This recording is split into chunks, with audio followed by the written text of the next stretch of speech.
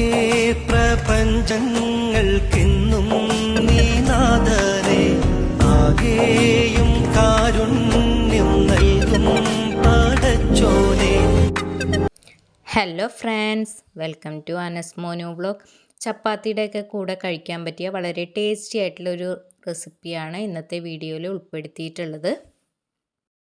ഈ കറി തയ്യാറാക്കി എടുക്കുന്നതിനായിട്ട് വെള്ളത്തിൽ കുതിർത്ത് വെച്ചിരിക്കുന്ന ചെറുപയർ നല്ല രീതിയിൽ തന്നെ കഴുകിയെടുത്തിട്ട് കുക്കറിലേക്ക് ഇട്ട് കൊടുത്തിട്ടുണ്ട്.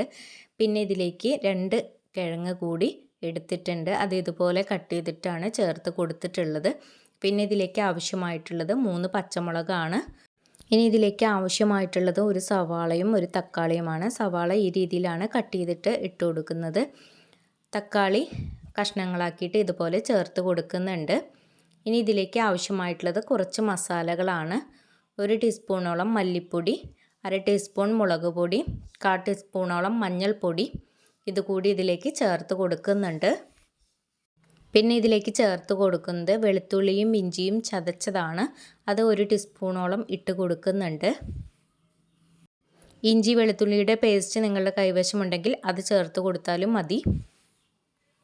ഇനി ആവശ്യത്തിനുള്ള ഉപ്പ് കൂടി ചേർത്ത് കൊടുക്കുന്നുണ്ട്. ഉപ്പ് കൂടി ചേർത്ത് കൊടുത്തതിന് ശേഷം ഇതിലേക്ക് ആവശ്യമായ വെള്ളം കൂടി ചേർത്ത് കൊടുത്തിട്ട് നന്നായി ഒന്ന് യോജിപ്പിച്ചെടുക്കാം.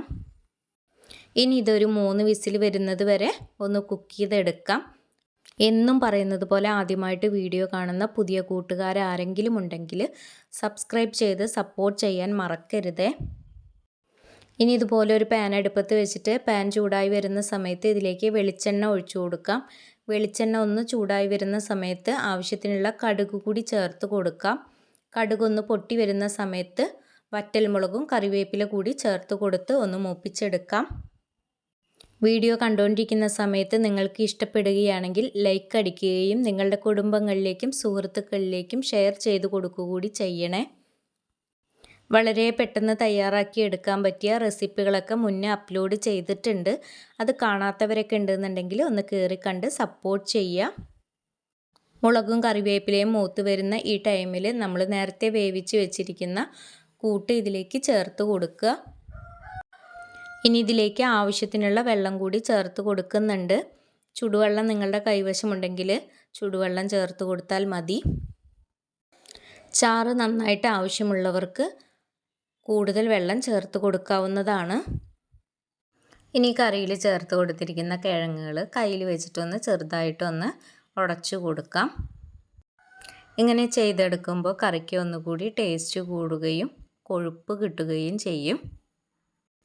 തേങ്ങ ചേർത്തിട്ട് കറി തയ്യാറാക്കുന്ന ആളുകൾക്ക് ഇങ്ങനെ തിളച്ച് വരുന്ന ഈ ടൈമിൽ തേങ്ങയും ജീരകവും ചെറിയ ഉള്ളിയും ചേർത്ത് അരച്ച മിക്സ് ചേർത്ത് കൊടുത്തിട്ട് ഒന്ന് ചെറുതായി ഒന്ന് തിളപ്പിച്ചെടുത്ത് കറി ഉപയോഗിക്കാവുന്നതാണ്. കറി നന്നായി തിളച്ച് വരുന്ന ഈ ടൈമിൽ കുറച്ച് ഗരം മസാല കൂടി ഇതിലേക്ക് ചേർത്ത് കൊടുത്തിട്ട് നന്നായി ഇളക്കി യോജിപ്പിച്ചെടുക്കുന്നുണ്ട്. എന്നിട്ട് കറി ഒന്ന് കുറുകി വരുന്നതിനായിട്ട് വെയിറ്റ് ചെയ്യാം. ചെറുപയർ വെച്ചിട്ട് ഈ രീതിയിൽ കറി തയ്യാറാക്കി നോക്കാത്തവരുണ്ടെങ്കിൽ ഒരു പ്രാവശ്യമെങ്കിലും തയ്യാറാക്കി നോക്കുക. എന്നിട്ട് നിങ്ങളുടെ വിലയേറിയ അഭിപ്രായങ്ങളൊക്കെ കമൻറ്റിലൂടെ അറിയിക്കുക. അപ്പോൾ നമ്മുടെ കറി നന്നായി തിളച്ച് കുറുകി വന്നിട്ടുണ്ട്. ഇനി നമ്മുടെ കൈവശം മല്ലിയില ഉണ്ടെങ്കിൽ ഈ ടൈമിൽ ഇട്ട് കൊടുക്കാവുന്നതാണ്. ചോറിനും ചപ്പാത്തിക്കും അപ്പത്തിനൊക്കെ ഒപ്പം കഴിക്കാൻ പറ്റിയ വളരെ ടേസ്റ്റി ആയിട്ടുള്ള ഒരു റെസിപ്പിയാണ്. അപ്പോൾ എല്ലാവരും ഇതുപോലെ ഒന്ന് തയ്യാറാക്കി നോക്കുക.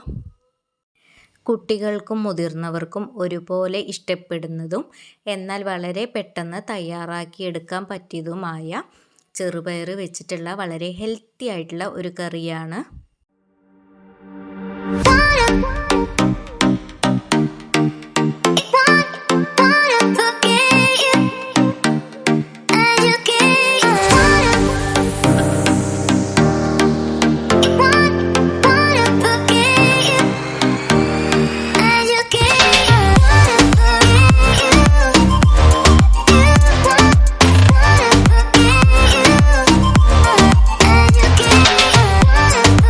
അപ്പോൾ വളരെ ടേസ്റ്റി ആയിട്ടുള്ള കറി ഇവിടെ തയ്യാറായിട്ടുണ്ട്. ഇനി ഇത് നമുക്ക് സെർവിങ് ബൗളിലേക്ക് മാറ്റി കൊടുക്കാം.